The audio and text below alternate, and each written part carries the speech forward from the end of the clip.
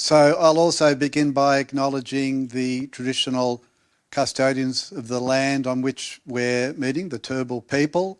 Sovereignty was never ceded, and this land is and will always be the land of its First Nations people. I pay respect to their elders past, present and emerging, other First Nations people here today. I also wanted to acknowledge two other elders, not Indigenous elders, but conservation elders who are no longer with us, but whose science and creative thinking and vision really underpin a lot of our work regarding connectivity. That's Michael Soule, who passed 3 years ago, and also Henry Nix, who many of you would have known, who died earlier this year. And I'm going to very quickly, in my 20 minutes, cover 4 important topics, okay? What I call the Mitigation Adaptation Nexus, the importance of native forest ecosystems in terms of the mitigation imperative and for meeting our biodiversity targets. I've got, I think, a really important message about understanding the natural climate change adaptive responses by species and ecosystems, and about the role of connectivity conservation in all of this. Next slide, please. And I will be drawing upon some of the work from the recent IPCC report that Gary referred to. Next slide. And maybe just click and click again. So really, I think there are two big take-home messages from the IPCC Sixth Assessment Report.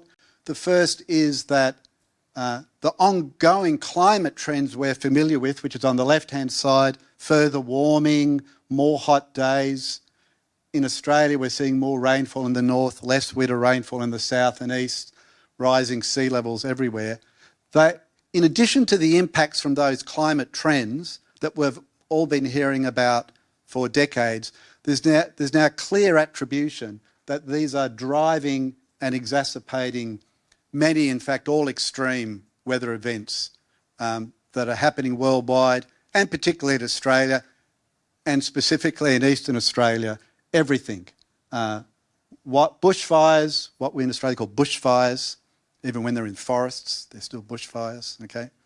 Wildfires for the North Americans, heat waves, droughts, floods, more intense tropical cyclones, and coral bleaching. These have all got the clear handprint or footprint of increasing global warming and the related climate trends. They're driving an increase in the severity and or the frequency and or duration of all of these extreme events. And I'll just mention the bottom left picture you probably can't see, was taken by a relative on the roof of his house in Lismore in February. He texted me that at the very time I was giving a press conference about the IPCC report. He dragged his 2 neighbours up and they spent 7.5 hours on their roof. Next slide, please. And this is, thank you. So the other key message from the IPCC report is, unfortunately, we're currently experiencing impacts from 1.1 degree global warming above pre-industrial levels. And there's another 0.4 degree locked in, which we're going to hit shortly around 2030 or thereafter. The level of mitigation ambition and implementation will determine if global warming is capped at 1.5 or if warming continues. And that in turn, based upon the previous slide, will determine the level of future climate impacts, limits to adaptation and the loss and damage that we experience. Next slide. And I'd just like to explain to people when I talk about this, it's an indicator when we talk degrees warming above pre-industrial levels. So by analogy with the human body temperature on the left-hand side, a safe average body temperature for a healthy adult is around 36 to 37 degrees. 38 degrees is diagnostic of a fever. 40 degrees is life-threatening. Well, I would argue a healthy Earth temperature is zero above pre-industrial levels. We're currently at 1.1, clearly a planetary fever equivalent, and 1.5 is equivalent to life-threatening. It's definitely life-threatening for certain ecosystems, in particular shallow tropical coral reefs. Now, if you turn back the clock, not that we can, metaphorically speaking, to the year 2002, imagine we're sitting here in the year 2000. Was this building here in the year 2002? I don't know. Anyway, maybe we're sitting under a fig tree that was here in 2002. And I said, okay, and global warming in 2002 was 0.6 degrees. And I said to you, in 2022, global warming is going to be 1.1. We're going to see another 0.5 degrees. And this is what's going to happen. In 2022, there's going to be a mega fire that burns 15 million hectares of forests and woodlands. People are going to be evacuated from the beaches by the Navy at Malakuta. Sydney and Melbourne and Brisbane are going to be encased in smoke, deadly smoke for months, and that's going to be followed by 2 or 3 of the biggest floods ever. You would have all laughed and told me I was a scaremonger, right? But that's what happened with the 0.5 degree of global warming we saw over 20 years, and we've got another 0.4 degree locked in over the next 10 years. Next slide, please. So mitigating greenhouse gas emissions is therefore, it is the urgent priority of climate action, and it's absolutely necessary. If we're concerned about the future of biodiversity and species and ecosystems, then we absolutely have to be taking urgent mitigation action. So next slide. So let's look at what Australia's doing. This is Australia's greenhouse gas emissions from 1992 on the left-hand side over to 2020, which is the most recent data. And you can see that our total annual greenhouse gas emissions have declined by about 7.5% per year over the last 20 years. The current government, God bless them, have upped our commitment to a 43% reduction by 2030 from a 2005 level. That's what the green dot shows. The red dot is where we are on the right-hand side, and the green dot is where we say we're going to be.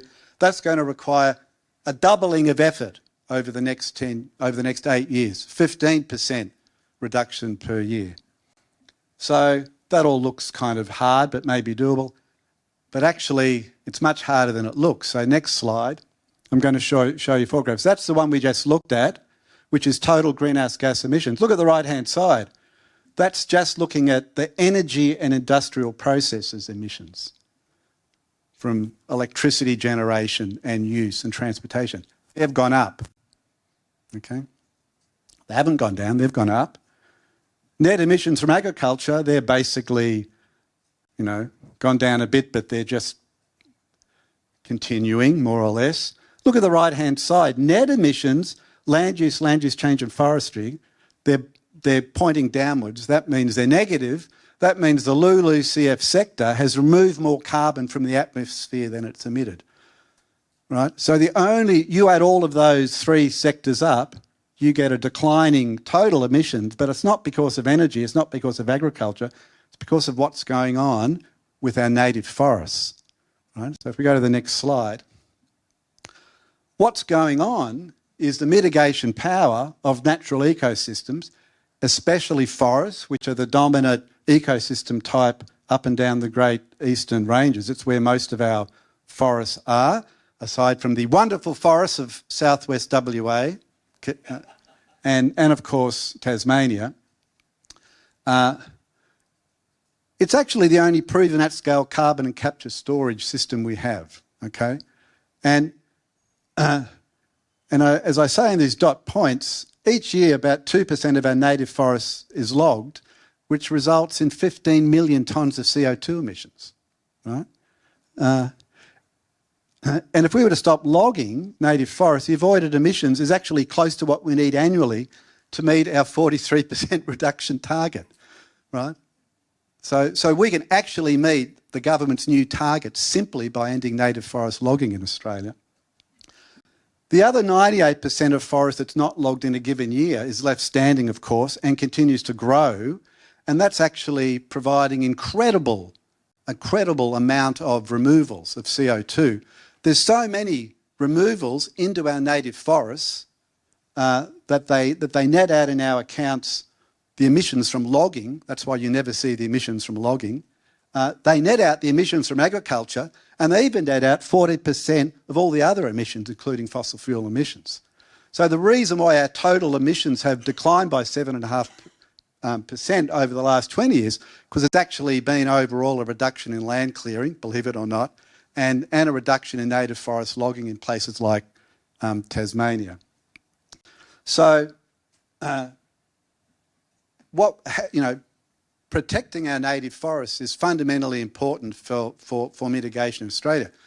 Of course, it's also fundamentally important to our biodiversity conservation, because as most Australians in the audience will know, we have over 400 vertebrate species, animal species in Australia that are what we call hollow dependent. They use the hollows that form in old eucalypt trees, which dominate our forests, for nesting and for shelter. They're hollow-dependent fauna.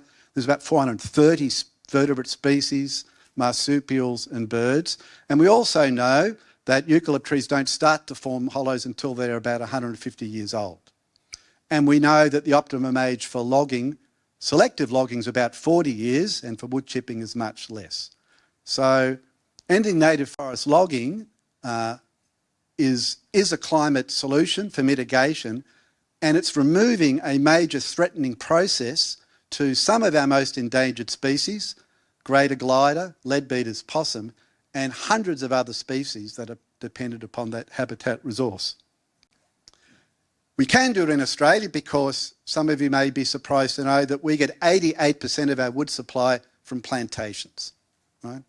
Which actually cover less than 2% of the forest estate. Next slide, please. So I want to say something now about what we need to be doing, given that the climate has changed and it's going to change more, as Gary spoke to. And I think the key here is to understand how we work with nature. And that's based upon how, and I'm going to focus here on Australia, how our biodiversity has evolved, because that gives us great clues as to what we need to be doing. The good news is, if I run out of time for my last slides, 5 minutes, my God, is that everything you're doing is the right thing to do, right? That's the good news. We just need to be doing more of it. But what I can explain is why it's the right thing to do in a climate context. But very quickly, next slide. Australia, biota, as we know, is very ancient, with the exception of some rodents which came over here during the Pliocene 8 million years ago, and the dingo. Everything else has been here. Our mammals evolved 30 million years ago. The plants 60 to 80 million years ago. So how have all the species persisted through past climate change? They've evolved new traits through phenotypic plasticity. We have eucalypt species that occur as a little low-lying shrub in South Australia and an emergent canopy species in Tasmania. They've retreated to refugia, or they've dispersed to favourable locations. Next slide. And Australia's biodiversity is characterised by highly dispersive fauna. We have a lot of species, like our birds. We have, 50% of our birds are highly dispersive. They've evolved to move around to find the food resources they need when they're available. Next slide. Our plant species have a high level of natural resilience. Certainly in our eucalypt forest, all the trees and plants are either sprouters or seeders. In fact, most of our tree species are sprouters. Even our this is a great study that just came out this year from Southern Cross University, where they looked at woody rainforest plants that burned in the last megafire we had 2 years ago. And they found that 63% of them were sprouters. 63% of the rainforest tree species were actually sprouters, right? So even our rainforest is highly resilient. Next slide. And many of our species actually have a broad thermal tolerance. And this is true for Great Eastern Ranges. We have many species that really what they need is a forest or woodland habitat, which is really controlled by rainfall, right? You need a certain amount of rain to support forest or woodland growth. They're not so fussed on the temperature. They're mainly fussed about where food is, which changes with the season. So you can find many species right up and down eastern Australia at different times of the year, so long as the habitat there they need and the food supply is there. We do have some species, we do have some alpine flora that have a narrow thermal niche, and they're clearly in serious trouble. In fact, don't have a future. Next, and we also have a lot of species which are substrate dependent, such as our heath. Next slide. So let me come quickly to connectivity conservation here in Australia. Next slide. So on the right-hand side is kind of what we're doing now. And on the left-hand side is what I'm suggesting is what our climate adaptation goal is that's served by what we're doing. So I'm kind of not really proposing we do anything new. We just think about it in a climate context. So, you know, on the right-hand side, we want to maintain and restore dominance of native species in all ecosystems. We control invasives, right?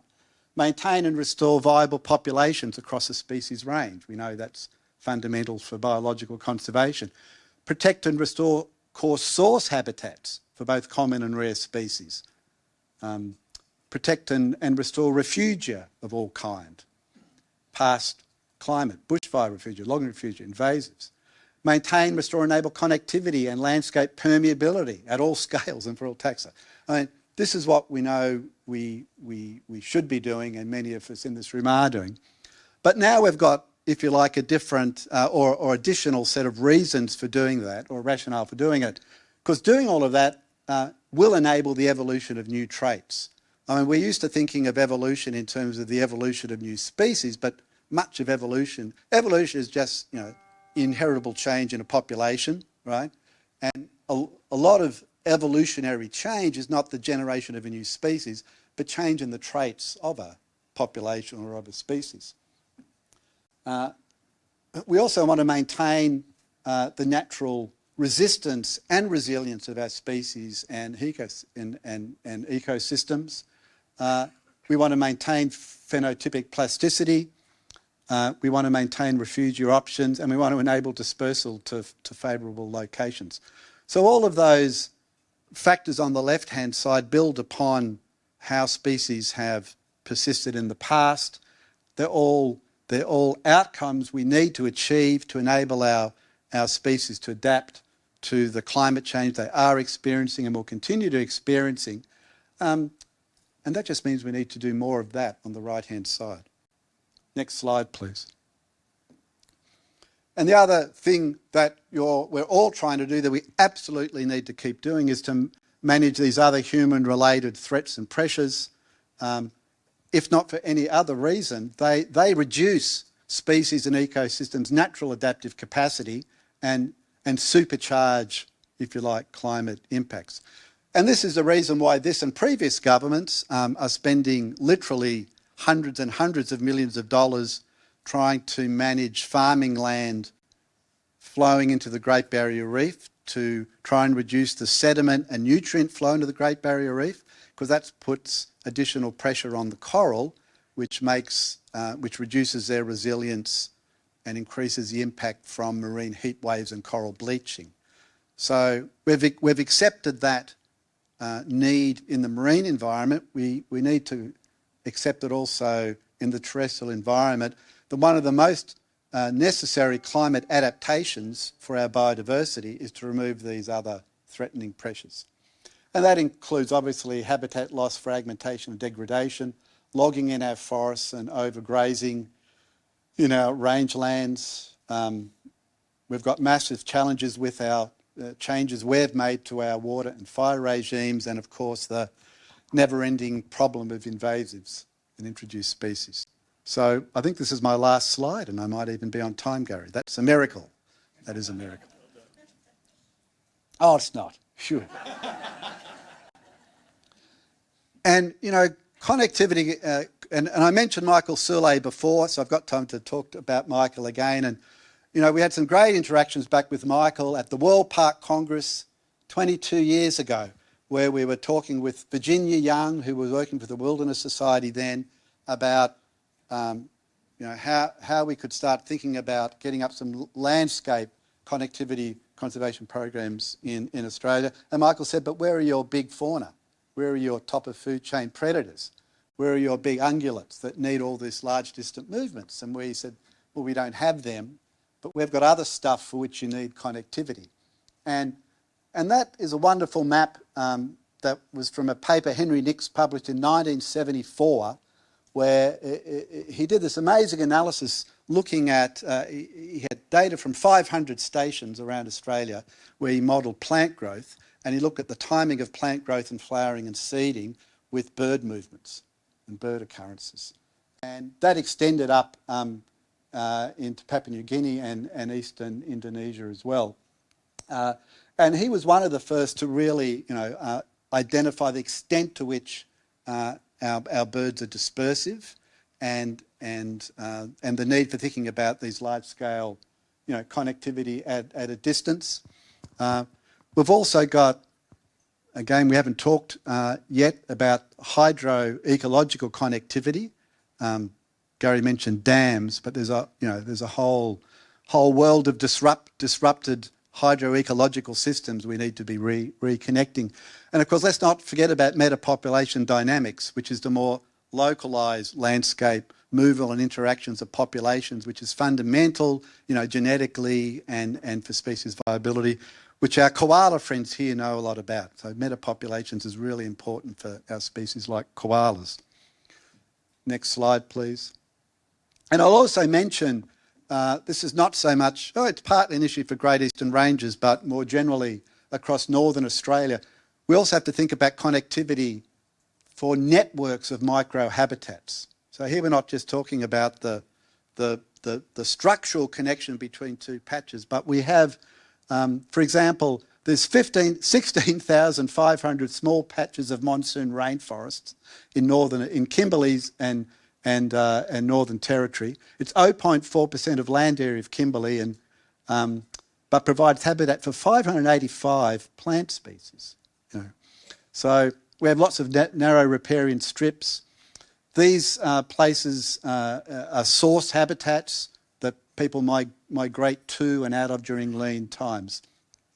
So we have to think about connectivity, not just in terms of linear vegetation connecting to protected areas, but often networks of spatially distributed, you know, habitat resources. Final slide. And you can just, so in conclusion, so the map on the left is actually a map, it's Eastern Australia, encompassing the Great Eastern Ranges. It's land tenure. The green's protected area, the brown is state forests. The yellow is private and leasehold land. So this map, more than anything else, I think, highlights the need for connectivity conservation and for collaboration amongst partners and stakeholders and across land tenures, because our biodiversity lives everywhere. I think of our protected areas, anchors in the landscape. That's a term that I borrowed from Bush Heritage. Used to talk about anchors in the landscape, which is a great phrase. So I think of our protected areas as anchors in the landscape, but we need to be thinking about connectivity where nature occurs. So to conclude, we really need to be thinking about climate change impacts more. More species will be on the move, because that's one of the natural adaptation responses, is to disperse to somewhere that's more favourable.